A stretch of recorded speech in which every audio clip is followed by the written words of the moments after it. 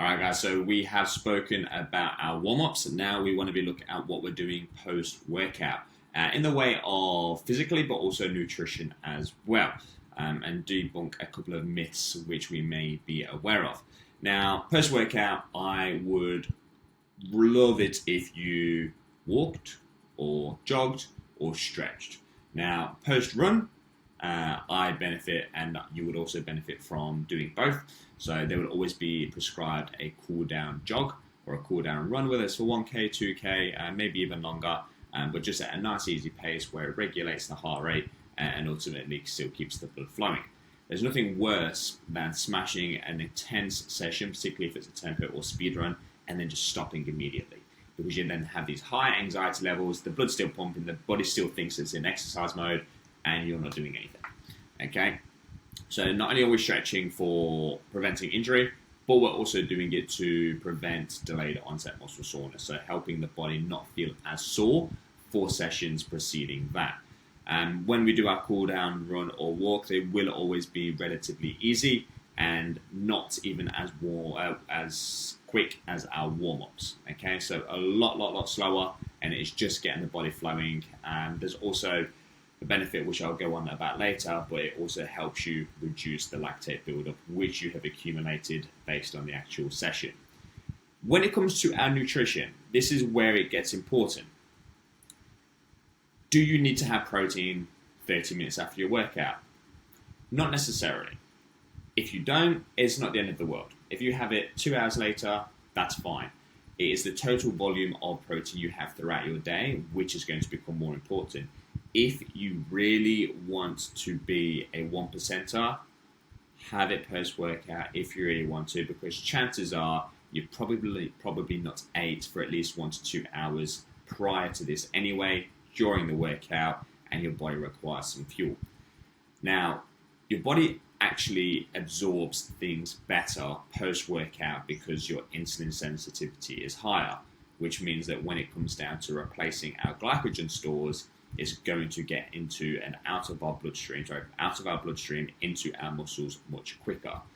So as you typically see whenever you eat food, your insulin actually spikes. It ultimately increases the glycogen and glucose within the blood, so glucose, because then it goes into glycogen when it gets stored into the muscle. So it's also really good for that in order for the protein to go in as well. So yes, there are some benefits, but it is not the end of the world, and you don't miss a window if you don't have it within 30 minutes. Okay, it's also just a really good habit to have a protein shake after a workout. It helps make sure and keeps you accountable, and it just makes sure that you get enough protein in throughout the day. Because last thing you want to do is do your workout, forget to have it, and then before you know it, it's 3 hours later, you've not had a meal, and now you're down 40-50 grams of protein throughout the day. When it comes down to hydration, obviously you're going to be working, and anytime there's contractions or you have an elevated heart rate, you are expiring. Ultimately, you are getting rid of water. I sweat personally, so I always need water throughout my workout. But electrolytes help with the function of the muscle, so that's contractions. It's also going to help with absorption of fluids as well. So don't be afraid of sodium, don't be afraid of potassium, magnesium, calcium. They all contribute to contractions of the muscle, which is why after a very, very long run, you might find yourself cramping when you're just sitting down at the dinner table, for example, because we've not topped up those electrolytes. Get the balance right between having too much water and having electrolytes, because there is a nice ratio in there as well, which you should look into, which typically is on the packaging of the product as well. But yeah, increase your hydration. It's not just the sweat you have that reduces fluid, it's also every time you expire, you are also getting rid of H2O. Benefits of our post-workout. As I said before, blood circulation is paramount because we're still working and our body still requires energy being delivered to our muscle group. So the minute you stop working those muscles, that's when you get almost a burn. And sometimes you can actually have more pain post-workout than you do during the workout, if you don't cool down. Lowers the heart rate. You don't want to be exiting the gym with a super high heart rate. It's just going to increase your stress levels going into the day, and it's not regulating your sympathetic nervous systems at all, which I'll touch on shortly. If you have accumulated lactate throughout your run, it's just going to sit in the blood. it actually is more beneficial to keep the body moving as much as you don't want to post-workout, because it helps, as I said, increase the blood flow or maintain the blood flow, and keep that lactate moving through the body, because as soon as you stop, it's just going to sit in the muscle, and that's where the pain is going to be caused.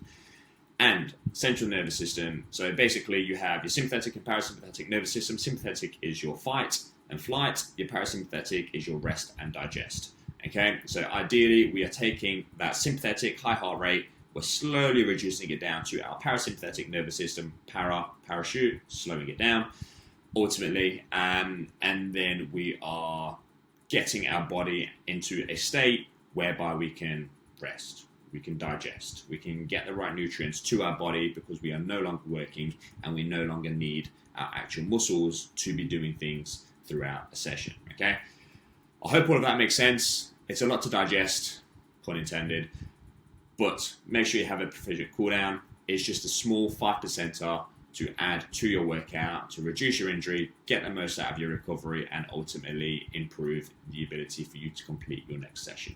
All right. Any questions, boys? Let me know.